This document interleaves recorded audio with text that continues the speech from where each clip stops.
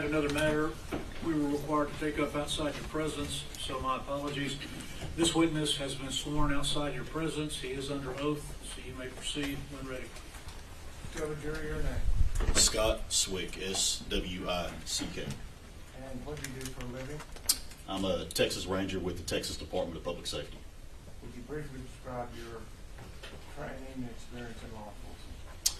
I went through an initial police academy in 2003 before joining DPS in 2005. Through DPS, it's another 6-month police academy. I initially was in the Texas Highway Patrol until 2013 when I became a Texas Highway Patrol sergeant. And then in 2014, I became a Texas Ranger. Through that, on the Ranger Division, there's crime scene, 4th, 5th, 6th Amendment type training more in depth than what you would have in the initial police academy.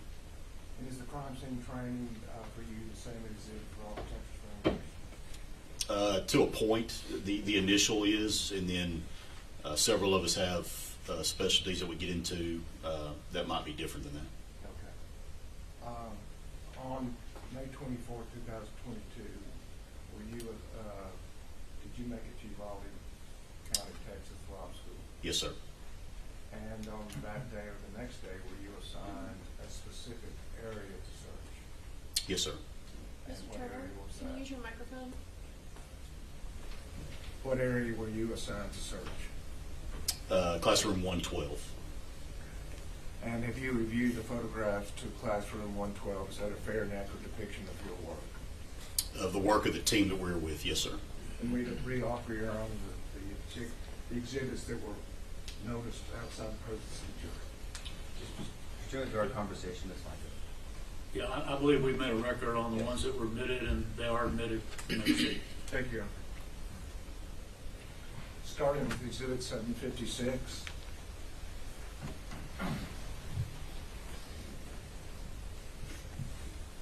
The exhibit has a yellow marker for one of the rooms. Is that the room 112?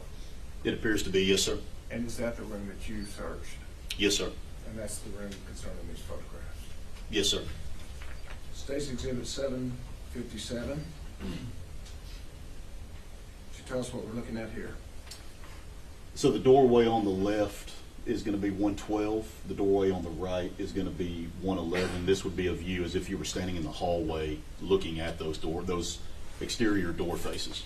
And did they have an adjoining door within the classroom that you could go back and forth between? Yes, sir. State's Exhibit 758. So this is a close-up view of door 112 that also depicts several bullet defects into that door coming from the exterior towards the interior. And Exhibit 759. Once again, another close-up of that just to give you a depiction of the bullet defects I spoke to. Does 759 depict a window in that door? Yes, sir. And what is the condition of the window? The window has damage due to gunfire, to defects. And are there gunfire defects in that door? Yes, sir. Would you point them out? Your Honor, may I stand up? Yes, sir. So you have a defect here, these circular defects. You have 3 coupled right here, 1 here. Looks to be 1 right there. It's hard to tell here in the glass, but you have several within the glass as well. Thank you. And can you tell from looking at those defects if they're from the hallway into the room or from the room into the hallway? The ones in the door face itself, we were able to determine they were from the hallway, from the exterior hallway in towards the interior of the room. And something kept you from determining the glass breakage, if it was from the hallway or from the room? It was our determination that day that they would have been similar, once again from the hallway into there. Some of them you could tell by the concave of the glass itself, but some of them you couldn't necessarily tell due to the damage that you had, but it appeared to be consistent with the rest of it, which was exterior to interior. Thank you. Yes, In showing you State's Exhibit 780, would you kind of show us the general outlay of the room? So this would be as if you stepped into the threshold of that room 112 door, so you're standing, if you would, just on the interior side of that, viewing straight down that what would be the wall purple wall, or the blue wall, you will, on the right, excuse me, would be the south wall. The wall straight ahead with the window in it would be the exterior east wall of that classroom of 112. And so the wall that's right next to the doorway and goes all the way to the window, that is fairly free of the pools of blood, is that correct? There are blood stains there, but the majority of the blood stains are not in this area. And the back wall, are they fairly free of pools of blood? Yes, sir. And so would you describe to the jury in the room where generally the pools of blood were? So the areas of blood stains in the room, you can obviously see some on the floor here in front of you in this picture, but the majority of the blood stains that my team located was going to be what would be considered the northwest corner of the room. So once again, if you're looking at this picture back to your left, in that corner of the room. The corner away from the doors and the windows? Yes, sir.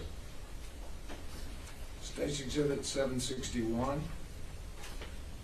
Excuse, yes, 761. This would be a view from the 112 door, but this would be the interior door face. So once again, you're inside room 112, looking at what would be the interior door face of that room door. And 762. This is another view of that from a different angle to show you the bullet defects through that door towards the interior of the room. And is there a bevel on one of those gunshots? There is. The bevel he's referring to, if you look at the gunshot furthest to the right, it gives that bulge look to it, where you can see where the energy of that projectile going through the door pushes that door frame out. That's what he's referring to. And Exhibit 763, would you tell us the general location of 763? So 763 is going to be, once again, you're inside room 112. You're just in front of the entrance of that door we were looking at. You're looking, this is viewing back on the floor, back towards that, that east wall where that window was at. But this is going to be the floor view that you're looking at here. And does it show things specifically on that floor? Yes, sir. There are several defects in the floor that you can see, the gray areas that you notice on the floor, which are going to be, would appear to be ricochet rounds from defects, or excuse me, projectiles hitting the floor. And Exhibit 764? 764 is the exterior door face of the closet door inside room 112. What you notice on that door, once again, the gray areas on that door where the paint is peeled back, or what appears to be shrapnel defects onto that door. And is that closet door directly across from the entryway into 112? Yes, sir. Exhibit 765. 765 is another view of that door from the lower bottom third of that door, if you will, below the handle. So the first view was above the door handle, the second view is below the door handle, is that correct? Yes, sir. And Exhibit 766. 766 would be the brick wall, the stone wall that's directly behind where that door you just viewed was. So once again, this is going to be the west wall of that classroom. That's the window, the grayish area is that window that you saw earlier. And this is going to be a picture of what appears to be shrapnel hits on that white brick. And is it once again directly across from the doorway to 112? Yes, sir. And so I believe if you described a pathway from the hallway through the doorway all the way across the room, leaving shrapnel across all the way to the back wall, Yes, sir. would that shrapnel and that pathway be dangerous to people in 112? If somebody was standing there, yes, sir. State's Exhibit 767. So 767, once again, this is going to be the interior face of the door. You're inside room 112 looking at that main door entrance. And then down below that, it's a view of evidence marker 1, which for these rooms we use green versicones or evidence markers. So for these purposes, we put a G for green, so G in this case 1. So this would be evidence marker G1 depicting a fired cartridge case. And Exhibit 768. It's a close-up view to show the 2 fired cartridge cases of G1. And quickly, of the cartridge cases, did you find more than one kind of cartridge case in 112? Yes, sir. And what was the one single one that was not an LC? That is correct. There was one singular non-LC22 cartridge case. And was that found in the teacher's desk? Yes, sir. Okay. So other than in the teacher's desk, all the fired cartridge casings were LCs That's correct. and rifle casings?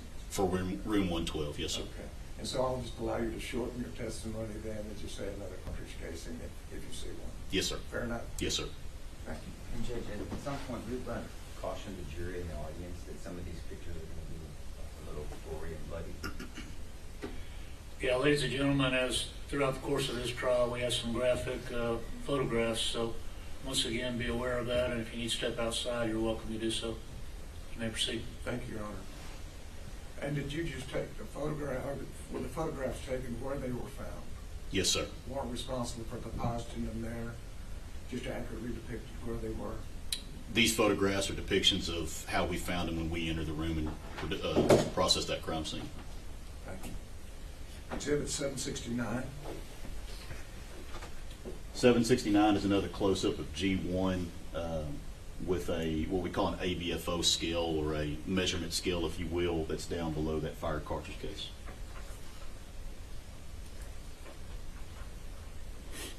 And 770, is that number? 770, excuse me. That is appears to be just a close-up of what you showed right there on the G1. 771. So 771 is a mixture of evidence markers. You have the green ones I referred to that was the evidence we collected.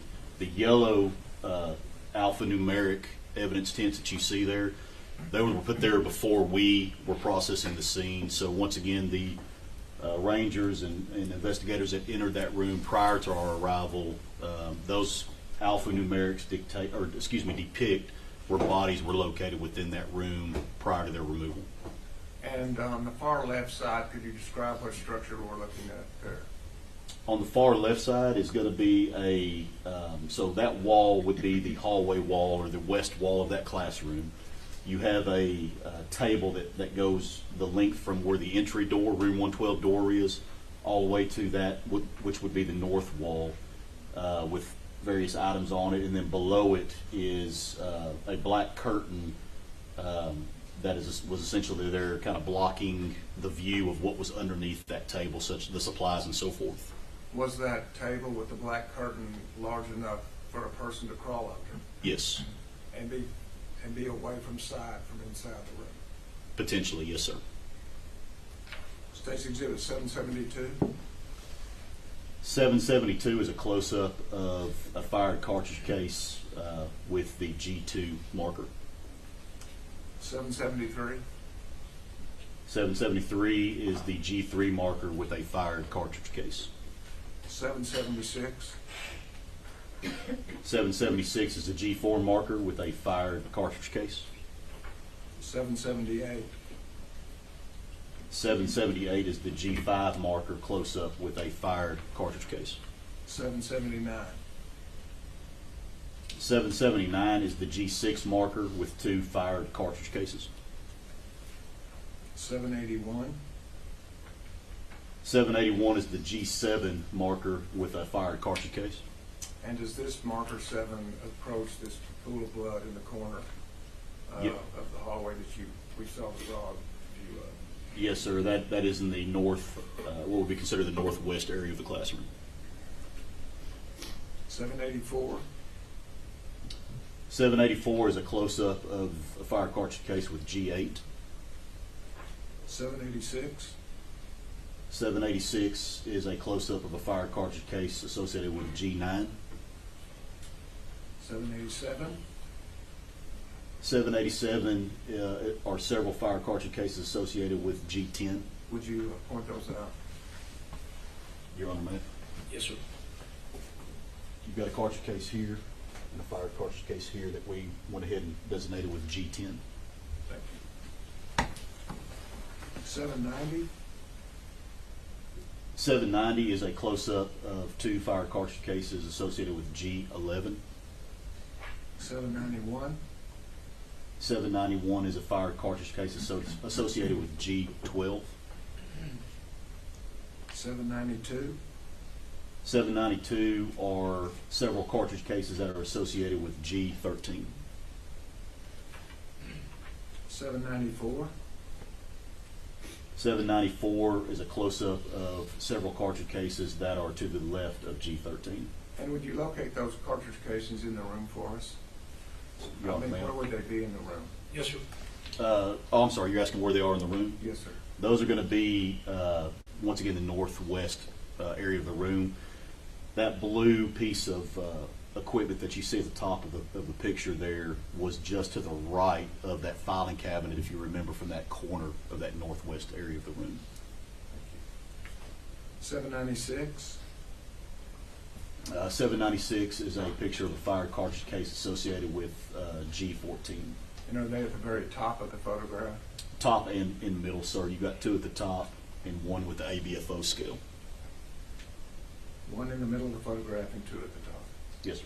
Thank you. Exhibit 800. This is going to be a picture of fired cartridge cases associated with G15. And is there one under this, underneath of a obstruction? Yes, sir. You've got one to the left of G15, and then you've got one with the ABFO scale, which is up underneath a piece of equipment that was there inside the room on top of that carpet. Exhibit 802.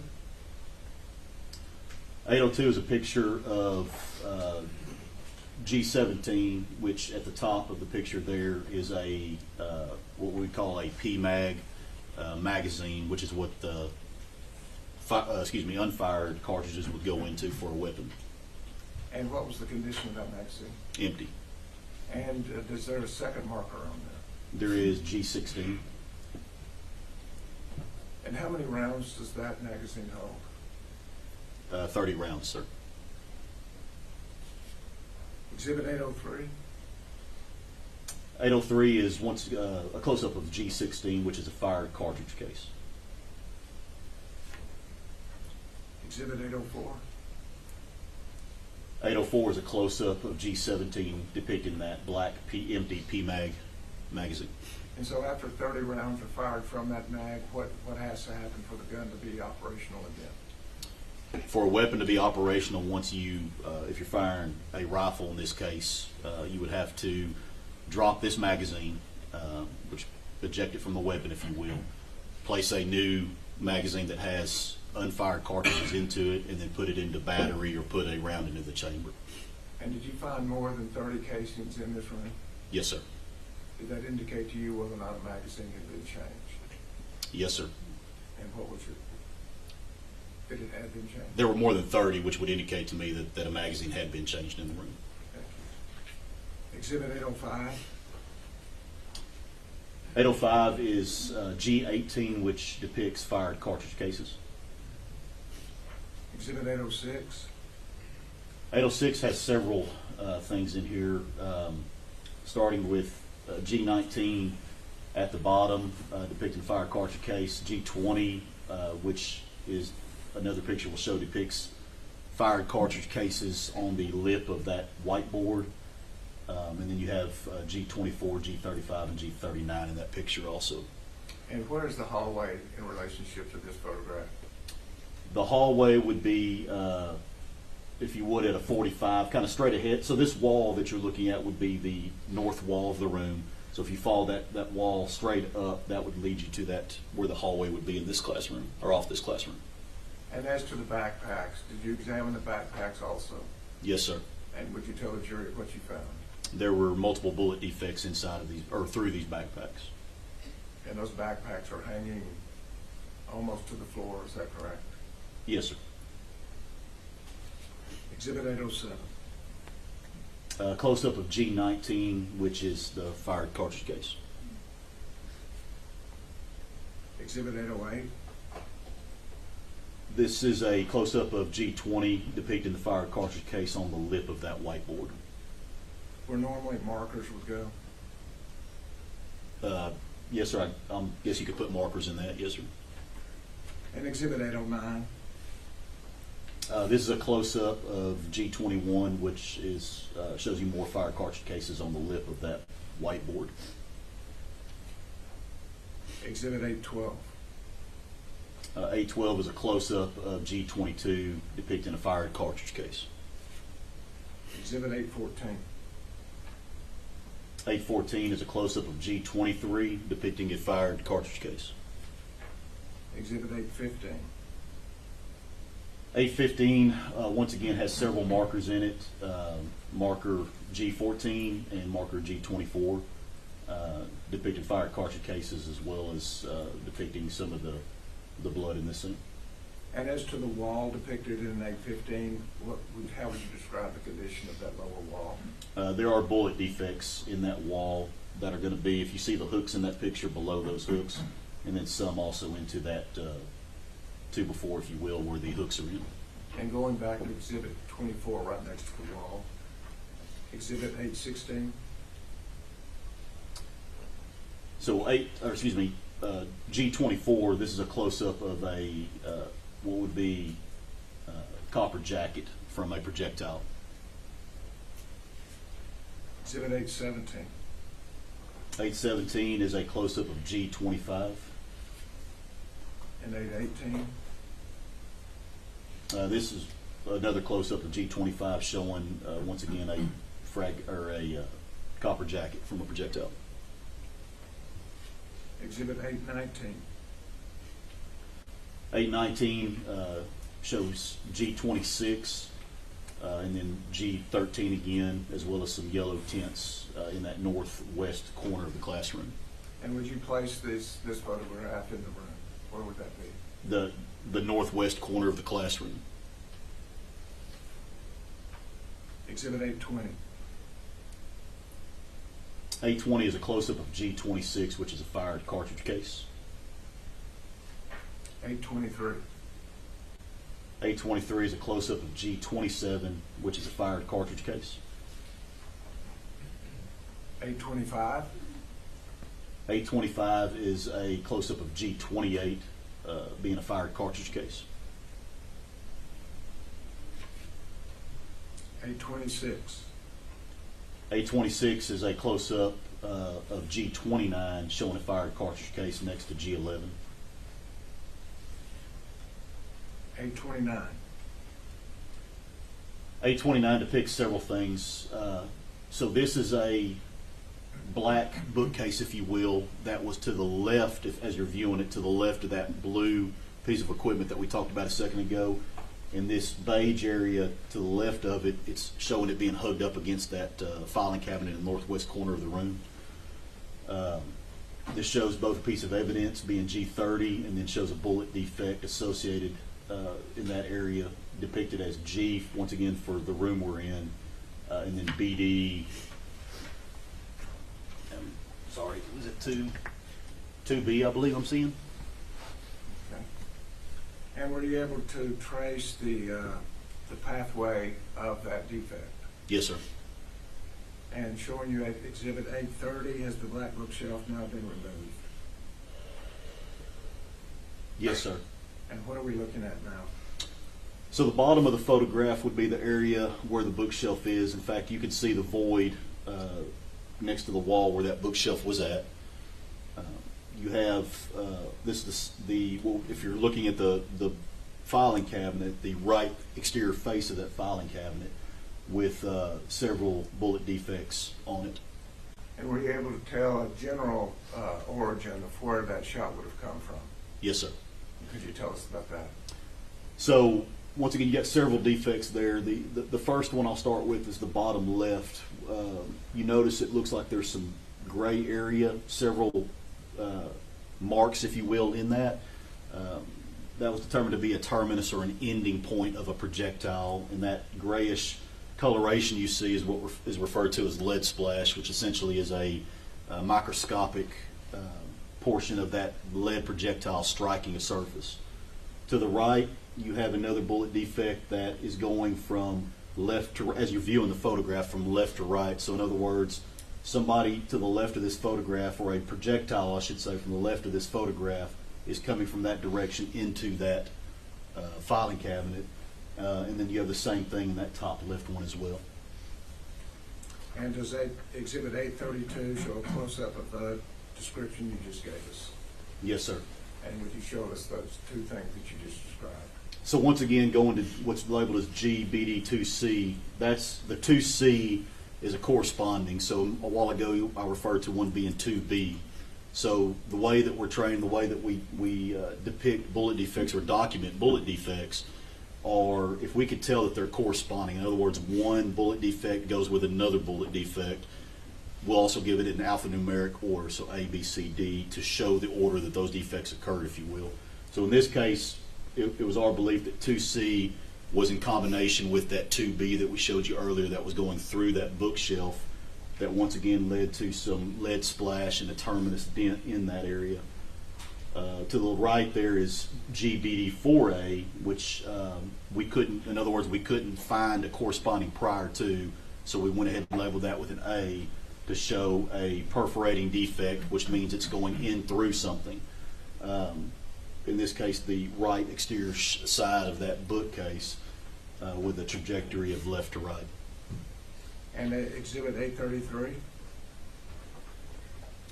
833 is a close-up of what's labeled as GBD5A. I believe it says 5 or 6A. I can't tell from that photograph, which once again is a perforating defect in the side of that cabinet. And did you also find defects in the front of that same filing cabinet in that northwest corner of the room? Yes, sir. Showing you Exhibit 835. So this is going to be a view of GBD6A. Once again, as you're viewing the photograph, you have a trajectory of, in this case, right to left. So in other words, the projectile was coming from the right side of this filing cabinet towards the interior, perforating inside that filing cabinet. So this defect did not occur from the doorway of 112? No, sir. This defect would have occurred from interior inside of the room. And about where would that have come from? There's no way to tell that other than to tell you that based on looking at that defect, it's coming from the right side.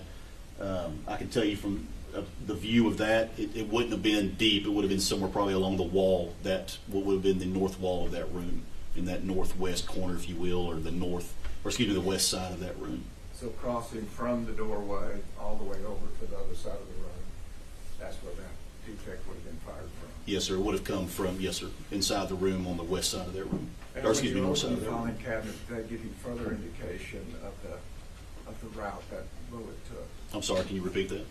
As you opened the filing cabinet, did that give you further indication of the route the bullet took? Yes, sir.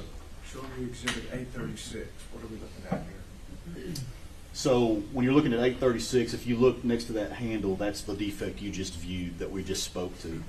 So you can see inside this is manila folders with several documents, but you can see gunshot residue and splash from that bullet that, once again, as it's going through the picture that we saw a while ago, now it's interior inside of this book or this filing cabinet and going through and perforating through that manila envelope. So the pathway was almost parallel with the front of the... Yes, sir. Once again, come from that north side of the room. shelving cabinet, okay. Yes, sir. Did not come from the doorway. No, sir. Exhibit 837. 837 is a picture of one of the backpacks that was found, and then on this, what would be considered as you're looking at it, I guess the right side of the backpack, you can see in the mid portion of that backpack a defect. And 838. This is a close-up of the defect I spoke to. Exhibit 839. So 839 appears to be a picture of G24. Okay. Is there also depicted in 839 a pink backpack by way of reference? Yes, sir. Yeah, there's a pink backpack with a pink and black backpack, yes, sir. Okay, just north of that is the pink backpack? Yes, sir. Are you referring to the one at the top of the picture there? It's about, yes, sir, toward the top, right next to the wall, kind of a pink and blue color. Yes, sir. I just asked that for reference for the next exhibit, 840. It's going to be G35, so the backpack you're referring to, that multicolored pink backpack, and then below that you have a fired cartridge case. Thank you. Exhibit 841.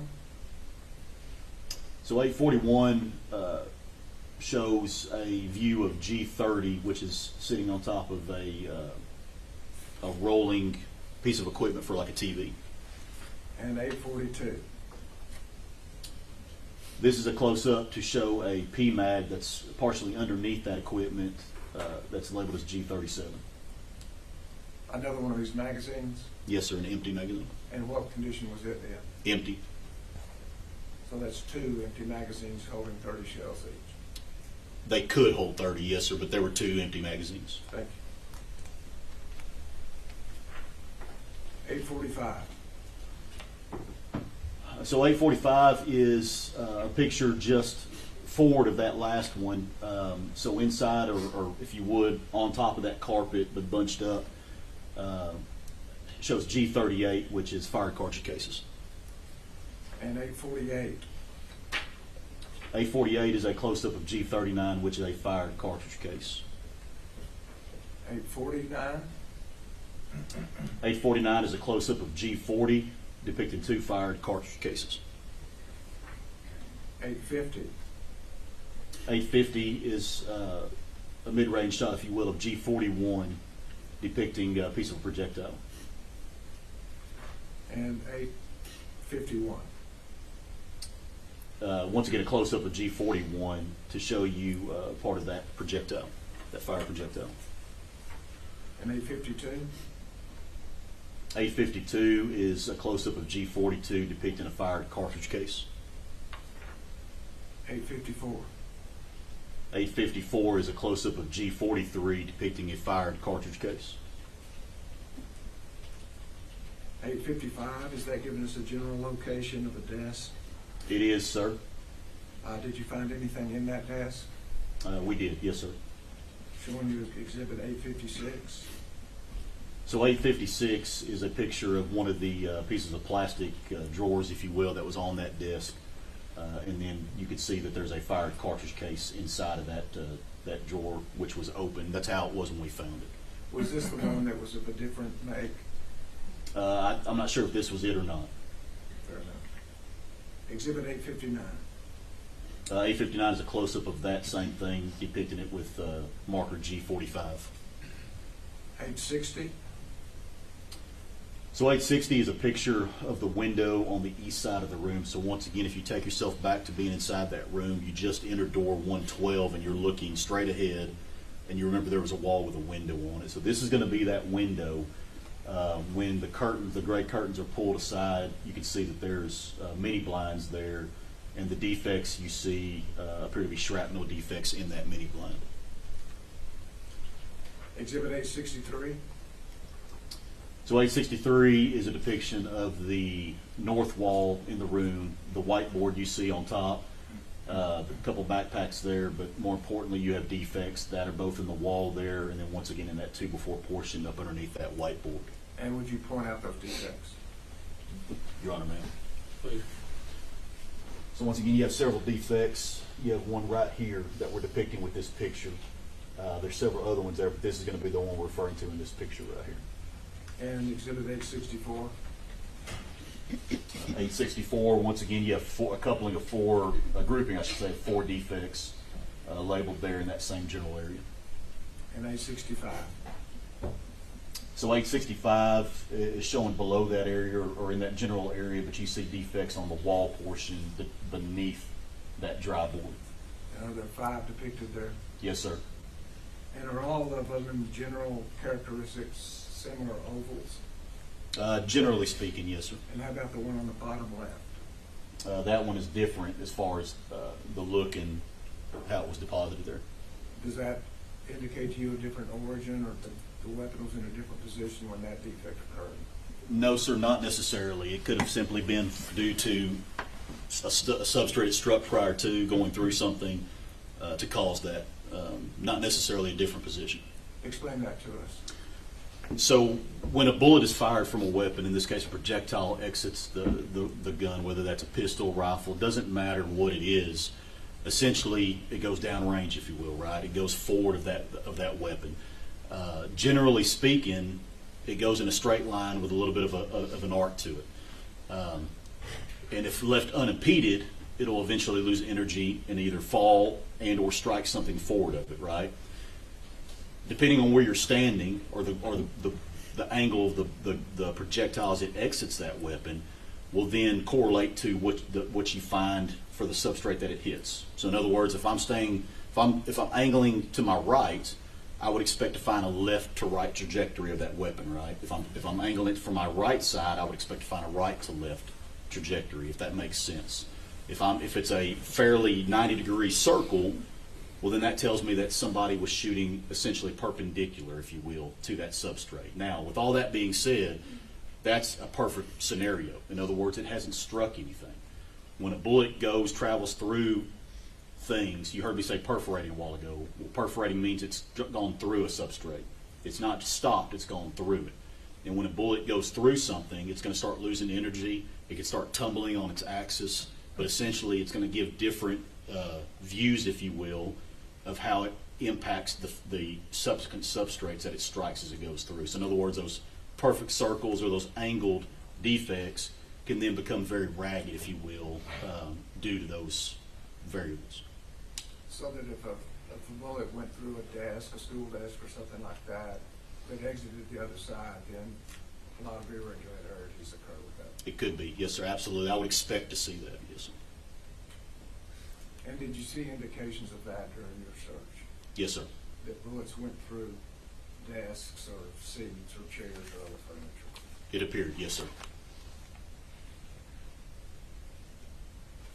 State's Exhibit 868. So 868 is a viewpoint again. Once again, that north wall beneath that whiteboard. This is a view with trajectory rods, which are devices that we can insert into defects to give us angles and routes of travel. And does that accurately show the routes of travel that y'all decided from doing your crime scene investigation? Yes, sir. And Exhibit 870. So 870 is a depiction of bullet defects on the whiteboard itself. Thank you. Pass it over to Sean. Do you want me to start, Judge, or do you want to? How long do you anticipate? Might be a little while with him. Very vague. I don't want to hold myself, I don't want to lock myself into a time, Judge. It depends how we answer. All right, ladies and gentlemen, let's go ahead and take the lunch recess. We'll see you back here. I've had some indications people can't make it back in an hour and 15 minutes, so let's take an hour and a half and try to get back on time. So we'll see you back here at 1:30. All rise for the jury.